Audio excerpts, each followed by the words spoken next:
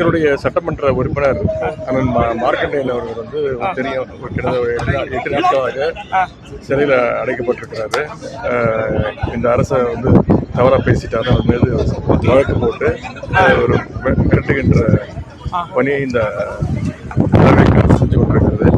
எங்களுடைய தலைவர் அறிவுறுத்தல் அவரை சந்தித்து அவரை நலம் விசாரிக்கிறதுக்காக அவர் பார்க்கறதுக்காக வந்தேன்.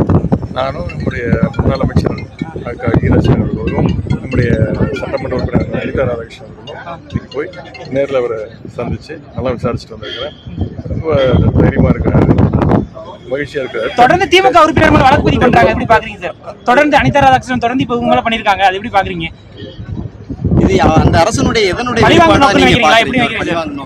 அரசுடைய ஒரே பணியாக தான் அதை பார்க்குறேன். வேற என்ன பண்ணிட்டு இருக்காங்க?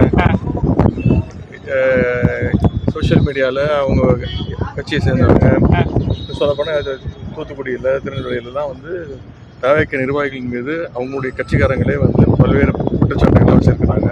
அதெல்லாம் சட்டமன்றத்தில் பேசியிருக்கிறேன். அதை பற்றிலாம் இந்த அரசு கொஞ்சம் கூட அதுக்குள்ள செவி சாய்க்காம சொல்லப்போனால் அவங்களுடைய கட்சிக்கு நிர்வாகிகளே இன்னைக்கு பல்வேறு புகார்களை சொல்லிட்டு இருக்கிறாங்க.